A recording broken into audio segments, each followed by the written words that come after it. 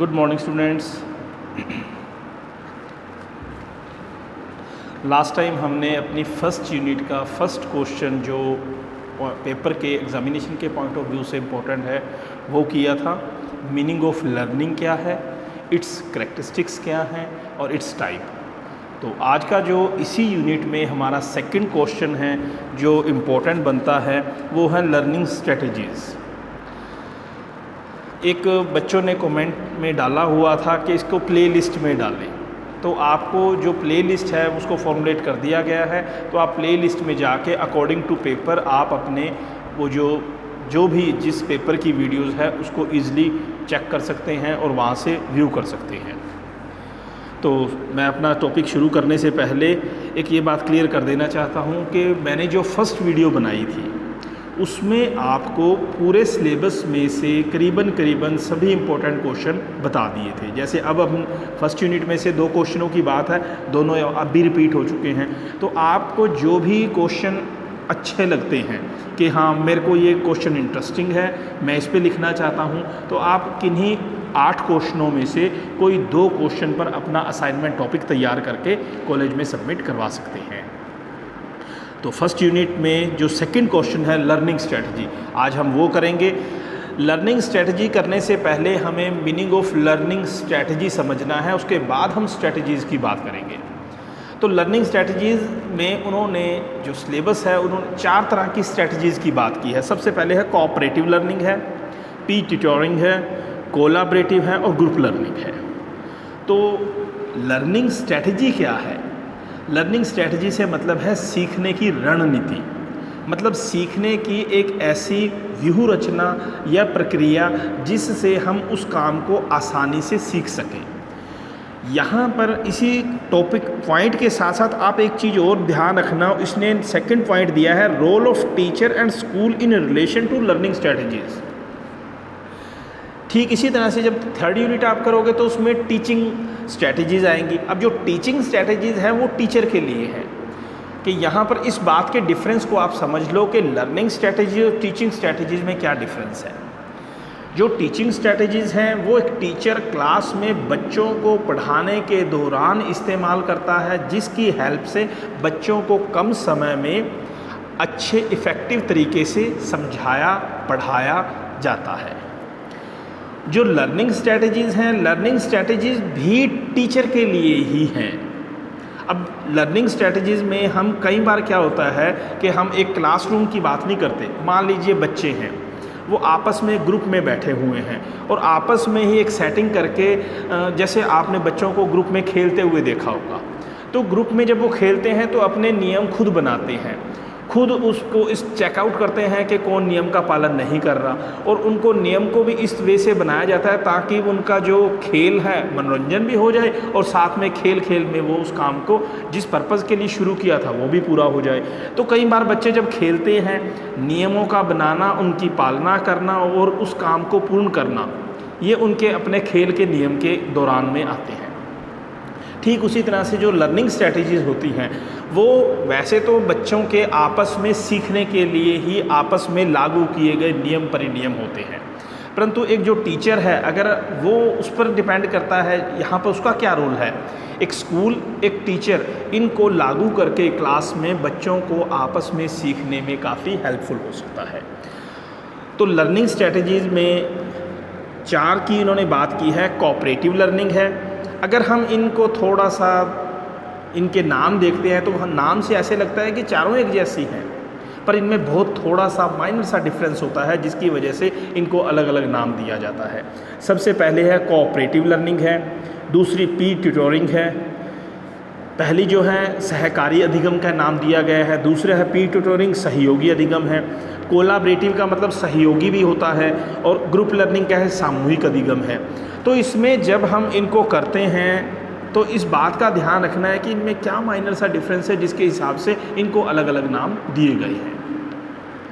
Exam के point of view से वो एग्ज़ाम में आपको कोई भी 2 लर्निंग स्ट्रैटेजीज़ करने के लिए देगा 8 नंबर में, और हो सकता है कि वो साथ में इस चीज़ को ऐड कर दे कि जैसे इन्होंने रोल ऑफ टीचर या role of school in learning strategy कि एक इन लर्निंग स्ट्रेटजीज़ में स्कूल का क्या रोल है या एक टीचर का क्या रोल है, इस तरह से वो इस अपने क्वेश्चन को 16 नंबर में डाल सकता है।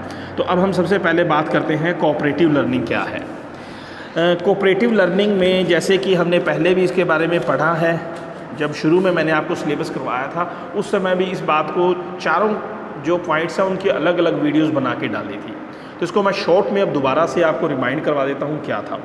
कोऑपरेटिव लर्निंग को जैसे कि हम मानते हैं सहकारी अधिगम। अब सहकारी का जैसे आपने कहीं कोऑपरेटिव बैंक का नाम भी सुना होगा। कोऑपरेटिव का मतलब क्या है, जो जब दो व्यक्ति मिलकर सहयोग से किसी काम को पूरा करते हैं।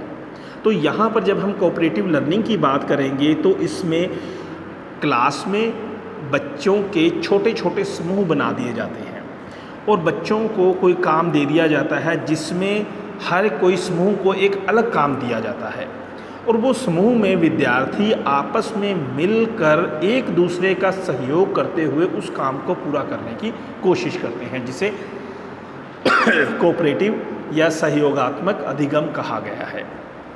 इसकी डेफिनेशन के तौर पे अगर हम बात करते हैं तो इसमें कहा गया है कि जिसमें एक कक्षा के विद्यार्थियों अपने आप को छोटे छोटे विभिन्न समूहों में प्रतिस्पर्धा रहित बांटकर ऐसा वातावरण तैयार करते हैं जिससे सभी मिलकर अपने उद्देश्यों की ओर बढ़ना शुरू करते हैं। अब यहाँ पर हमें इस बात को ध्यान देना है कि जब ग्रुप बनाए जाते हैं तो ग्रुप बनाने से पहले टीचर के द्वारा उनको कुछ इंस्ट्रक्शन दी जाती हैं कि सभी ने आपस में एक दूसरे का सहयोग करना है। किसने? जो ग्रुप में सदस्य हैं। इसमें किसी तरह की प्रतिस्पर्धा नहीं है कि हमने उससे आगे निकलना है या उससे पहले करके दिखाना है, नहीं। इसमें है सिर्फ कि हम आपस में जो ग्रुप बनाया गया है 5-6 विद्यार्थियों का, वो आपस में उस काम को मिल के पूरा करेंगे, एक दूसरे के सहयोग से पूरा करेंगे।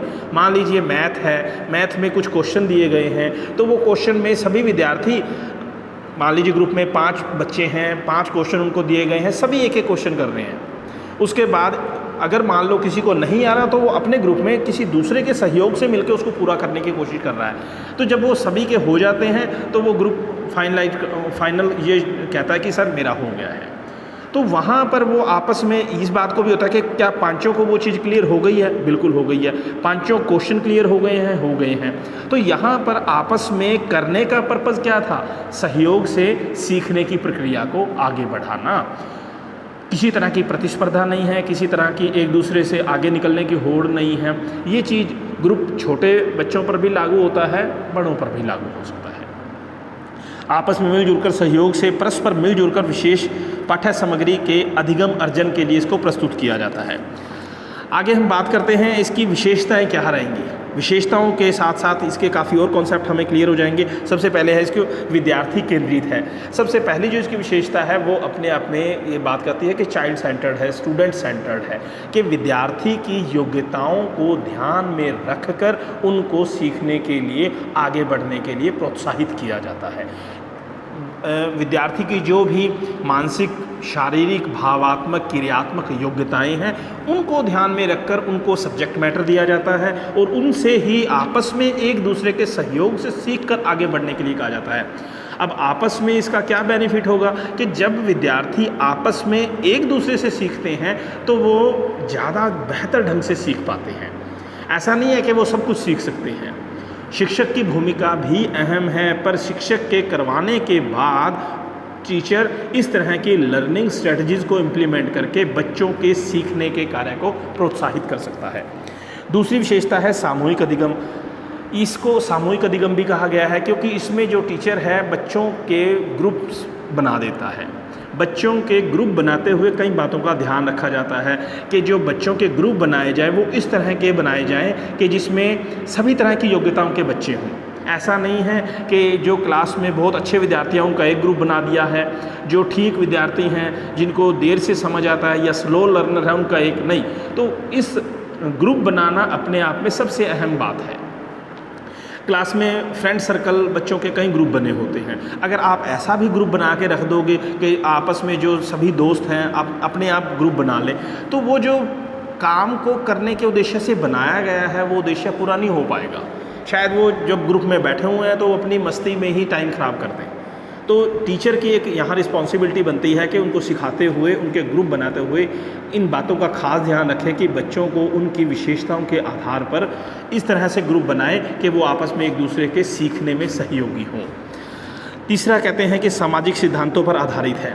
जो ग्रुप लर्निंग यहाँ पर हम बात कर रहे हैं स्ट्रेटजी, इसमें किन किन सामाजिक सिद्धांतों पर आधारित है। सबसे पहले है अनुकरण द्वारा सीखना, इमिटेटिव लर्निंग है। अनुकरण में क्या होता है कि अब मैंने बात की ग्रुप की, ग्रुप में हम एक दूसरे से देखकर, एक दूसरे की नकल करके, एक दूसरे को जैसे वो कर रहा है उसको देखकर भी सीख सकते हैं। नकल करने का मतलब एक नैरो कॉन्सेप्ट में नहीं लेना कि हमने उसको कॉपी करना है, नहीं। मतलब कहने का भाव ये है कि सामने वाला उस काम को कैसे कर रहा है, इस चीज़ को देखकर हम उस चीज़ को वैसे करें, ये मतलब है उसका। दूसरा है अभ्यास द्वारा सीखना, कि जब हम एक काम को करते हैं, आपस में मिलके कर रहे हैं, तो उसको हम बार बार प्रैक्टिस करके अभ्यास द्वारा भी इस चीज़ को सीख सकते हैं। तीसरा है करके सीखना। करके सीखने में यह है कि जब हम उस काम को करेंगे, अभ्यास करें या पहले करके देखें, तो हम उस चीज़ को बेहतर ढंग से सीख पाते हैं। क्लास में मान लीजिए 35 से 40 विद्यार्थी होते हैं, टीचर के द्वारा जब सम करवाए जाते हैं या कोई भी क्वेश्चन आंसर करवाए जाते हैं, तो हो सकता है कि टीचर सभी की बच्चों की कॉपी चेक नहीं कर पाता। तो ग्रुप में जब बांटे, छोटे छोटे ग्रुपों में उनको बांट दिया जाएगा, वहाँ पर आपस में जो ग्रुप है उसमें एक दूसरे की जिम्मेवारियां बांटी जा सकती हैं कि हाँ, आप अगर जो कर लेता है वो बाकी बच्चों के क्वेश्चन चेक कर सकता है। तो वहाँ पर सभी बच्चों को करने का मौका मिलता है, करने के बाद अभ्यास का मौका मिलता है, और अभ्यास में करने के साथ साथ उसको उस चीज़ को सीखने का मौका मिलता है। नेक्स्ट क्या है इसकी कैरेक्टरिस्टिक, सहयोग की भावना।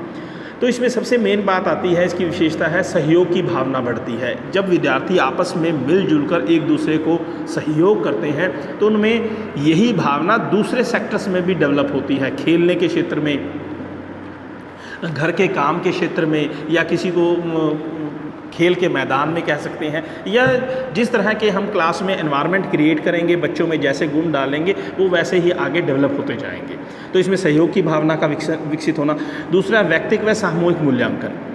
इसकी नेक्स्ट कैरेक्टरिस्टिक है, इसमें इंडिविजुअल और ग्रुप इवैल्यूएशन हो जाता है। इंडिविजुअल से मतलब क्या है कि जब ग्रुप में बच्चों को बांटा गया है, उसमें अगर टीचर किसी एक बच्चे को चेक कर लेता है तो ऑब्वियसली ये लगा लिया जाता है कि सभी बच्चों ने उस काम को इसी ढंग से पूरा किया होगा, क्योंकि वो सभी एक दूसरे को मिलकर, एक दूसरे के सहयोग से उस काम को पूरा कर रहे हैं। तो इसमें मान लीजिए क्लास में 30 बच्चे हैं, 5-5 के ग्रुप बनाए हुए हैं, 6 ग्रुप बनते हैं। तो अगर टीचर उन 6 बच्चों को अच्छे से इवैल्यूएट कर लेता है और वो बच्चे आपस में अपने जो ग्रुप स्टूडेंट्स हैं उनको इवैल्यूएट कर लेते हैं, तो इस तरह से व्यक्तिगत और सामूहिक दोनों तरह का मूल्यांकन अपने आप में पूर्ण हो जाता है। नेक्स्ट बात करते हैं संवर्धन। सेल्फ लर्निंग की अच्छी आदत पड़ती है। इसमें जब हम ग्रुप की बात करते हैं तो विद्यार्थी आपस में एक दूसरे से मिलकर पढ़ने की कोशिश करते हैं, और जो सीखा हुआ है उसको खुद उसको पढ़ना, रिमाइंड करना, याद करने की आदत विकसित होती है। नेक्स्ट है शैक्षिक सफलता पर बल। इसमें जो नेक्स्ट कैरेक्टरिस्टिक्स है वो इस बात पर जोर देती है कि इससे बच्चों को सीखने में सफलता का जो पुट है वो ज़्यादा अच्छा लगता है। कि क्लास में बहुत सारे विद्यार्थियों के, मैंने जैसे कई बार बात कही कि सभी बच्चों को टीचर चेक नहीं कर पाता कई बार, तो कुछ बच्चे जो काम से जी चुराते हैं, जब वो ग्रुप में बैठकर सीखने की कोशिश करते हैं तो उनकी अपने बारे में बनाई गई गलत धारणाएं कि मैं सीख नहीं सकता, मैं कर नहीं सकता, वो धारणाएं बदल जाती हैं। तो वहाँ उनको जब वो सही करते हैं, उनको अपने बारे में सही नॉलेज होती है कि हाँ मैं भी कर सकता हूँ, तो वो 1-2 बार जब सही करते हैं तो उनमें सीखने की भावना पैदा होती है। तो इस तरह से इसमें कुछ विशेषताएँ थी। नेक्स्ट बात करते हैं इसके विशेषताओं के बाद इसके गुण क्या हैं। जब अगर मान लीजिए फाइनल एग्जामिनेशन में ये आती हैं तो आपने इसके इंट्रोडक्शन के बाद इसका मीनिंग के बाद इसकी विशेषताओं के साथ इसके गुण और अवगुण, इन दोनों को अच्छे से डिफाइन करते हुए अगर प्रोसेस है तो प्रोसेस भी इसको इम्प्लीमेंट किया जा सकता है, राइट डाउन किया जा सकता है। तो गुणों में ये बात कर रहे हैं कि सबसे पहले सक्रिय भागीदारी है, कि सक्रिय भागीदारी से मतलब ये है कि ग्रुप में जितने विद्यार्थी हैं सभी मिलजुल कर उसमें पार्टिसिपेट करेंगे। उत्तरदायित्व की भावना है, जैसे कि मैंने आपको बताया कि टीचर के ऊपर रिस्पॉन्सिबिलिटी है कि किस बच्चे को क्या रिस्पॉन्सिबिलिटी प्रोवाइड करता है। उत्तरदायित्व की भावना होनी चाहिए बच्चों में, तभी वो इस ग्रुप को बनाने के पर्पज़ को फुलफ़िल कर पाएंगे। नेक्स्ट बात करते हैं चाइल्ड सेंटर्ड है, विद्यार्थी केंद्रित उपागम है, सभी विद्यार्थी मिलकर इस काम को पूरा करने की कोशिश करते हैं।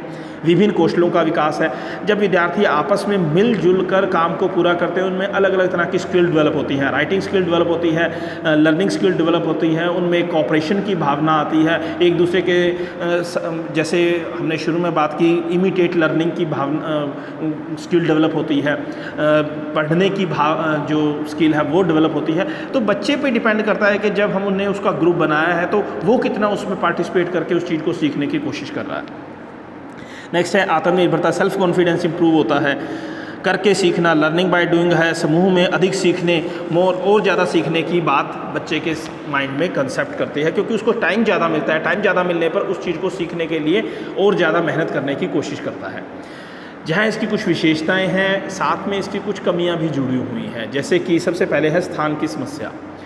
ग्रुप जब बनाया जाता है तो ग्रुप के साथ स्पेस की प्रॉब्लम क्रिएट हो जाती है कई बार। अगर मान लीजिए क्लास में 30 से 40 विद्यार्थी हैं तो उनको बैठने के लिए 6 ग्रुप है, तो ग्रुप में थोड़ा डिफरेंस भी हो, ग्रुप में बच्चे बैठ सकें, ग्रुप में सभी आपस में पार्टिसिपेट कर पाएँ, शोर शराबा भी ना हो और आपस में सभी वो जो जिस पर्पज़ के लिए बनाया है वो भी फुलफ़िल हो जाए, तो कई बातें आ जाती हैं। दूसरे, शर्मीले स्वभाव के विद्यार्थियों के लिए लाभदायक नहीं है। जो भीरू या शर्मीले स्वभाव के बच्चे होते हैं जो अपनी बात को आगे नहीं रखते, वो ग्रुप में भी वैसे बने रहते हैं। तो यहाँ पे ऐसे विद्यार्थियों के लिए ग्रुप लर्निंग फ़ायदेमंद नहीं हो पाती। प्रतिभाशाली की प्रभुता हो जाती है। जो विद्यार्थी सीखने में तीव्र गति रखते हैं या गिफ्टेड काइंड ऑफ स्टूडेंट्स हैं या प्रतिभाशाली बच्चे हैं, ऐसे बच्चे ग्रुप में कई बार अपना प्रभुत्व स्थापित कर लेते हैं। मतलब वो जिस पर्पज़ के लिए बनाया गया था उससे हट के अपनी ही जो मनमानी है ग्रुप में वो करने लग जाते हैं, जिससे जो बाकी बच्चे हैं उनके सीखने के पर्पज़ इफ़ेक्ट होते हैं। ये कुछ कमियां हैं। नेक्स्ट है सीमित उपयोग है। इस प्रणाली का हम कुछ ही पॉइंट्स पर इम्प्लीमेंटेशन किया जा सकता है, सभी विषयों के लिए इसको उपयोगी या लाभदायक नहीं माना जा सकता। तो ठीक उसी तरह से जिस प्रकार से हम बात कर रहे हैं कोऑपरेटिव लर्निंग के कई मेरिट्स हैं, कुछ डीमेरिट्स हैं, फिर भी इसकी काफ़ी अच्छी एक इम्पॉर्टेंस है जिसको एक टीचर अपनी क्लास में इम्प्लीमेंट करके बच्चों को सीखने के लिए सही दिशा में प्रेरित कर सकता है। नेक्स्ट हम बात करते हैं पीर ट्यूटोरिंग क्या है। जिस तरह से हमने बात की है कोऑपरेटिव लर्निंग है, ठीक उसी तरह से पीर ट्यूटोरिंग भी एक ऐसी लर्निंग स्ट्रैटेजी है जिसको टीचर अपनी क्लास में इम्प्लीमेंट करके बच्चों को पढ़ाने के लिए आगे सहयोग कर सकता है। देखो, क्लास में सिंपल आपने देखा होगा मैक्सिमम लेक्चर मेथड यूज़ होता है क्लास में, क्योंकि सिलेबस इतना ज़्यादा होता है, टाइम कम होता है। अब एक जो टीचर है उसके पास मान लीजिए 5 से 6 सब्जेक्ट हैं, 5 से 6 क्लासेस हैं। जो अपना सब्जेक्ट है उसने हर क्लास के सब्जेक्ट करवाने का उस पर बर्डन है, होमवर्क है उसको चेक करने का बर्डन है। जो मतलब हर एक्टिविटी को एक प्रॉपर टाइम देना, प्रॉपर टाइम के साथ उस काम को पूरा करवाना, आगे रिपोर्ट देना, बच्चों की रिपोर्ट तैयार करना, तो मतलब काफ़ी काम हो जाते हैं, जिसकी वजह से टीचर मैक्सिमम जो टीचर का क्लास में फोकस होता है वो अपने सिलेबस को पूरा करवाने पे रह जाता है। पर अगर एक टीचर थोड़ा सा अपने काम को करवाते हुए कुछ स्ट्रैटेजीज़ को इम्प्लीमेंट करता है तो उसका कुछ काम कम हो जाता है, और काम कम होने के साथ साथ उसके इफ़ेक्टिव रिज़ल्ट भी आते हैं। बट डिपेंड करता है कि अगर वो इन स्ट्रैटेजीज़ को अच्छे से अपनी क्लास में इम्प्लीमेंट कर पाए। तो पीर ट्यूटोरिंग, जैसे पीर और ट्यूटोरिंग 2 वर्डों से मिलकर बना है। पीर का मतलब होता है समायु। क्लास के विद्यार्थियों की मोस्ट ऑफ ऑल सभी सेम एज के होते हैं। तो जब पीर ट्यूटोरिंग की बात करते हैं तो इसमें क्या है कि एक टीचर क्लास में बच्चों को आपस में एक दूसरे को पढ़ाने या सिखाने समझाने की बात कहता है। क्लास में टीचर ने सभी को पहले करवा दिया। करवाने के बाद क्लास में जो अच्छे विद्यार्थी होते हैं, जिनकी सीखने की गति बाकी विद्यार्थियों की अपेक्षा अधिक होती है, कई बार टीचर ऐसे बच्चों के साथ 2 या 3 ऐसे बच्चों को जोड़ देता है जो पढ़ने में थोड़े मंद बुद्धि या मंद गति होते हैं, या थोड़े से सीखने में उनको समय ज़्यादा लगता है। अब ऐसे बच्चे जब टीचर करवा रहा होता है तो कई बार उन बच्चों के बेसिक्स क्लियर ना होने की वजह से जो क्लास में टीचर ने करवाया वो उनको क्लियर नहीं हो पाता। सिलेबस सभी के लिए समान होता है, टीचर सभी को बराबर भी करवाता है। कुछ बच्चे उसमें से सिलेबस को कवर कर जाते हैं और कुछ बच्चे ऐसे होते हैं कि उनको यही नहीं पता होता शुरू कहाँ से हुआ और ख़त्म कहाँ पे हुआ है। तो इस तरह के जो विद्यार्थी होते हैं, उन बच्चों को बाकी विद्यार्थियों के साथ चलाने के लिए टीचर के द्वारा इस तरह की टीचिंग स्ट्रेटजी इम्प्लीमेंट करके या लर्निंग स्ट्रेटजी इम्प्लीमेंट करके उन बच्चों को भी इन बच्चों के साथ में चलाया जा सकता है। तो ऐसे विद्यार्थी जो विद्यार्थी टीचर से पूछने में झिझकते हैं, टीचर से पूछने में उनको डर लगता है या शर्मीले स्वभाव के होते हैं, तो अगर टीचर चाहे तो क्लास में ऐसे विद्यार्थी जो उस चीज़ को सीख चुके हैं, टाइमली कंप्लीट कर चुके हैं, तो उन बच्चों को उनके साथ मिलाकर कुछ देर सिखाने के पर्पज़ से उन बच्चों को उनके साथ जोड़ा जा सकता है। तो यहाँ पर अगर हम पीयर ट्यूटोरिंग की बात करें तो इसका मीनिंग क्या है? इसको भी सहयोग अनुशिक्षण का नाम दिया गया है। सहयोग समर्थित अनुशिक्षण भी कहा गया है। एक ऐसी प्रक्रिया जिसमें एक से एक को शिक्षण करवाया जाता है। एक से एक को मतलब कहने का क्या है? क्लास में एक विद्यार्थी को उसके साथ कोई दूसरा विद्यार्थी जोड़ दिया जाता है, जिससे वो बच्चा उस बच्चे को भी पढ़ाने का काम करता है। बालक दूसरे बालकों को करके पढ़ाया जाता है। सहयोगी अनुशिक्षण में वरिष्ठ विद्यार्थी या अध्यापक अनुशिक्षण की भूमिका निभाता है। अब जो विद्यार्थी है वो as a role of teacher play कर रहा है, निर्देशन देता है, अधिगम करता है, निर्देशन ग्रहण करता है और अनुशिक्षण द्वारा विद्यार्थी की विशेष आवश्यकताओं की पूर्ति करता है। तो कहने का पूर्ण तरह से यही मतलब है। पीयर ट्यूटोरिंग का मतलब होता है अपनी क्लास के सेम एज बच्चों के साथ मिलकर उस काम को पूरा करवाना। आपने अपने पढ़ने के दौरान कई बार देखा होगा कि क्लास में सभी तरह के विद्यार्थी होते हैं। कुछ विद्यार्थी ऐसे होते हैं जो जल्दी सिलेबस को कवर कर लेते हैं, जो टीचर करवा रहा है वो साथ ही साथ उस चीज़ को कैच करते चले जाते हैं। कुछ ऐसे होते हैं जिनको कुछ क्लियर हो जाता है कि आज क्या हुआ, कुछ ऐसे होते हैं जिनको कुछ भी नहीं क्लियर होता। तो क्लास में वो जो बच्चे जिनको कुछ भी नहीं क्लियर होता उनकी संख्या 3 या 4 इस तरह के होते हैं। ऐसे जिनको जल्दी क्लियर हो जाता है उनकी संख्या भी 3 या 4 होती है।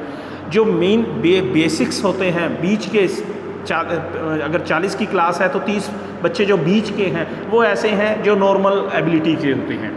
उनको ये हो जाता है कि हाँ दे नो वेरी वेल कि हुआ क्या है। अगर वो थोड़ी सी और प्रैक्टिस करते हैं तो उस चीज़ को कवर कर जाते हैं, और जो 4 रह गए हैं वो उसको कवर नहीं कर पाते। तो उन 4 बच्चों को, जो हमारी क्लास में 4 अच्छे बच्चे हैं, एक एक के साथ एक एक जोड़ दिया जाता है, जिसे पीयर ट्यूटोरिंग का नाम दिया जा सकता है। तो peer tutoring, there are main 2 kinds of peer tutoring. पहला है क्रॉस जेंडर ट्यूटोरिंग और दूसरा है सेम जेंडर ट्यूटोरिंग।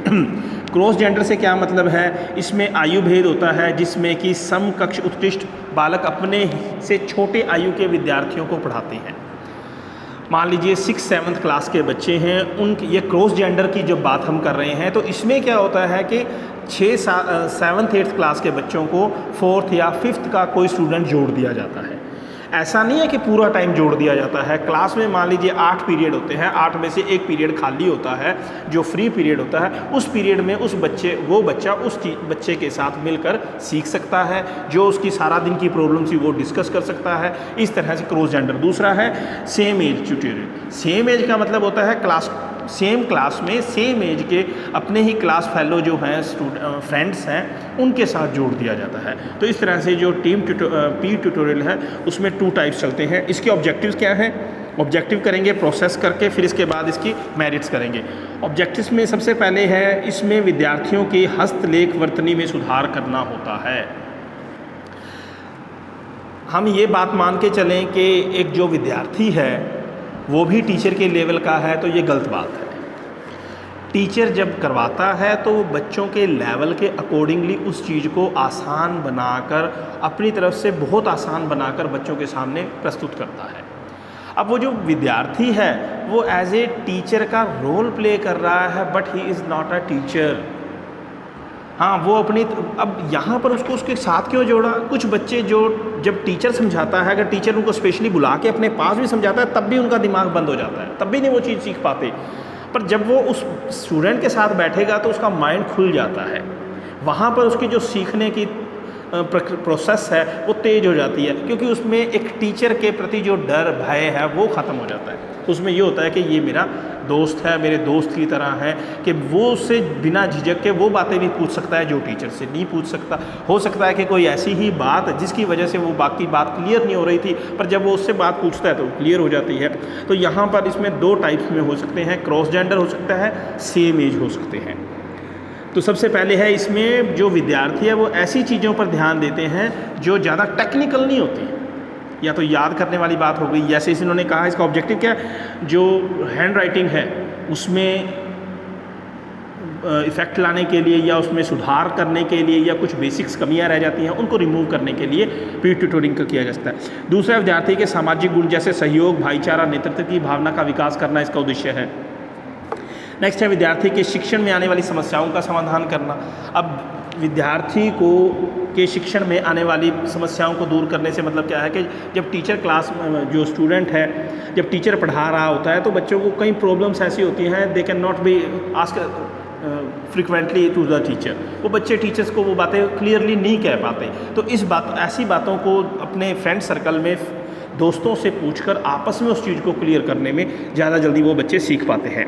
विद्यार्थी की अधिगम संबंधी योग्यताओं की पहचान करने में, इसका जो बेसिक्स पॉइंट है वो किस विद्यार्थी में किस तरह की योग्यताएं हैं, इस चीज़ को भी हम फाइंड आउट कर सकते हैं। विषय सामग्री को सही ढंग से पूरा करने के लिए, एक टीचर को अपने क्लास में सब्जेक्ट को पूरा करने के लिए भी इस तरह की जो टीचिंग स्ट्रेटजी है वो काफ़ी हेल्पफुल रहती है। नेक्स्ट बातें हैं इसकी प्रोसेस क्या रहेगी पीयर ट्यूटरिंग की। सबसे पहले है देख कर करने की प्रक्रिया। इसमें मेनली 3 की बात की गई। जो फर्स्ट प्रोसेस है उसमें उन्होंने बात कही है देखकर पूरा करने की प्रक्रिया। ये प्रक्रिया है जिसमें जो कार्य प्रदर्शन से जुड़ी हुई है। कुछ चीज़ें ऐसी होती हैं जो क्लास में, आजकल आपने देखा होगा क्लास में भी प्रोजेक्टर लगे हुए हैं। आज से 10 साल पीछे जाएं तो और आज की जो बात करें तो जो एक जनरल क्लासरूम थे उसमें और आज के क्लासरूम में बहुत कुछ बदलाव आ चुके हैं। आज अगर इंग्लिश मीडियम या सरकारी स्कूलों में भी बात करें तो मोस्टली प्रोजेक्टर हैं। हर एक टॉपिक पे बहुत अच्छी वीडियोस बनी हुई हैं। वीडियोस मतलब कई चीज़ें ऐसी होती हैं जब टीचर क्लास में समझाया करते थे तो आप उस चीज़ को एज्यूम नहीं कर पाते थे, बट आज वो वीडियोस देख के आप इजीली उस चीज़ को एज्यूम कर सकते हो। उस चीज़ को जो वास्तव में दिखाई जा रही है उसको एक बार में ही देखने पर समझ जाते हो। तो ये बात भी वास्तविक सच है कि 10 बार पढ़ने से एक बार देखना बहुत ज़्यादा बेहतर होता है।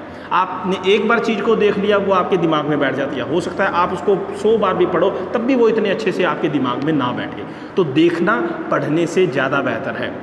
तो यहाँ पर वही बात कही गई है देख कर करने की प्रक्रिया। दूसरा है प्रशिक्षण शिक्षण अधिगम प्रोसेस है जिसमें कि बच्चे को जो किस तरह से पढ़ाना है टीचर के द्वारा उसको थोड़ी सी ट्रेनिंग की जाती है ताकि वो बच्चों को अच्छे से करवा सके। उसके बाद है युगम शिक्षण मतलब ग्रुप टीचिंग प्रोसेस है जिसमें कि जो टीचर है स्टूडेंट है आपस में मिलजुल कर उस बच्चे को पढ़ाने की प्रोसेस को पूरा करते हैं। नेक्स्ट बात करते हैं इसके लाभ क्या हैं। सबसे पहला है सभी तरह के विद्यार्थियों के लिए उपयोगी है।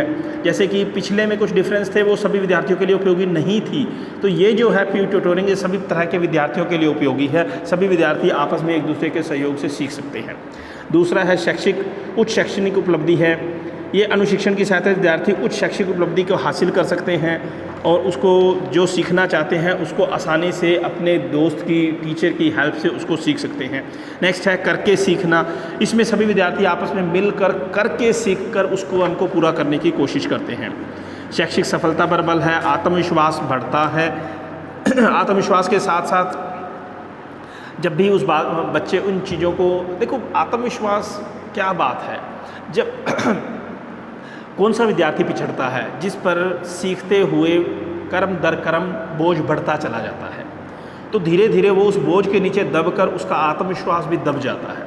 जब विद्यार्थी, अब मान लो किसी बच्चे ने एक क्वेश्चन लर्न कर लिया है, जब वो लर्न कर लेगा तो उसके माइंड में ये बात आ जाती है कि मैं लर्न कर सकता हूँ, मैंने एक क्वेश्चन कर लिया है, तो ऐसे उसको फील होता है जैसे पता नहीं कितना बर्डन कम हो गया है।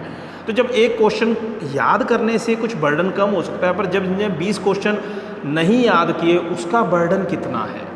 तो जब बच्चा एक कर लेता है तो वो जो करने का एहसास है वो उसके आत्मविश्वास को बढ़ाता है, और सीखने में आत्मविश्वास सबसे बड़ा हथियार बनता है, क्योंकि आपका सीखना आपके मन के साथ जुड़ा हुआ है। आप कोई चीज़ इकट्ठी करते जा रहे हो, वो बर्डन में कन्वर्ट हो रही है, उस बर्डन को कम करते चले जा रहे हो, वो आपके सेल्फ कॉन्फिडेंस में इंक्रीज़ होती चली जा रही है। तो डिपेंड करता है कि ये जो पलड़ा है किधर ज़्यादा भारी है। ठीक उसी तरह से आप भी इस चीज़ को एज्यूम कर सकते हो, इस समय आपके 7 पेपर हैं, ज़्यादा लग रहे हैं, पलड़ा भारी है। धीरे धीरे करना शुरू कर दोगे, आपका सेल्फ कॉन्फिडेंस इंप्रूव हो जाएगा, आपकी टेंशन कम होती जाएगी और आप इजीली उस काम को करने की तरफ बढ़ जाओगे। तो सेल्फ कॉन्फिडेंस, सेल्फ जो हमारे काम करने का ढंग तरीका है उसी से इंप्रूव होता है। इसमें भी कुछ कमियां हैं, जैसे इसमें समय अधिक लगता है, सीमित उपयोग हैं। नेक्स्ट इन्होंने बात किया प्रबंधन की समस्या है। सबसे ज़्यादा जो मेन प्रॉब्लम्स आती है वो सभी जगह मैनेजमेंट की प्रॉब्लम आती है, चाहे वो क्लासरूम मैनेजमेंट में क्लास में एडजस्ट करने की बात है, बच्चों को समझाने सिखाने की बात है, जो हमारे ऑब्जेक्टिव हैं उनको चेकआउट करने की बात है, तो कहीं ना कहीं प्रॉब्लम्स है। लास्ट में इन्होंने बात की है अनुशिक्षक की कुशलता की कमी। अब जो विद्यार्थी को हमने काम सौंपा है, ज़रूरी नहीं है कि वो उस काम को उसी ढंग से पूरा कर सके जैसे हमने उसको दिया था। कई बार ऐसे विद्यार्थी जो होते हैं जो क्लास में अच्छे पढ़ने वाले होते हैं, उनके माइंड में ये बैठ जाता है कि मेरा इससे, वैसे उसकी प्रैक्टिस होती है बट उसको कई बार ऐसा लगता है कि मेरा टाइम वेस्ट हो रहा है। दूसरा ये होता है कि वो उस विद्यार्थी को ऐसा लगता है कि मैं उससे क्यों पढ़ूँ, या बच्चे के उसके साथ अच्छी बातचीत ना होने पर वो दोनों के बीच में एक मनमुटाव बना रहता है। तो कुल मिलाकर हर एक जो टीचिंग लर्निंग स्ट्रेटजी है उसके कहीं ना कुछ बेनिफिट्स हैं तो कहीं ना कहीं कुछ कमियां भी हैं। तो आज की ये जो वीडियो थी उसमें हमने कोऑपरेटिव लर्निंग और पीवी ट्यूटरिंग के बारे में बात की। नेक्स्ट में हम कोलैबोरेटिव और ग्रुप लर्निंग के बारे में बात करेंगे। इसमें दोनों के साथ आपने रोल ऑफ स्कूल और रोल ऑफ टीचर वो भी ऐड करते चले जाना है ताकि आपका 16 नंबर का क्वेश्चन अच्छे से कंप्लीट हो सके। Okay, thank you.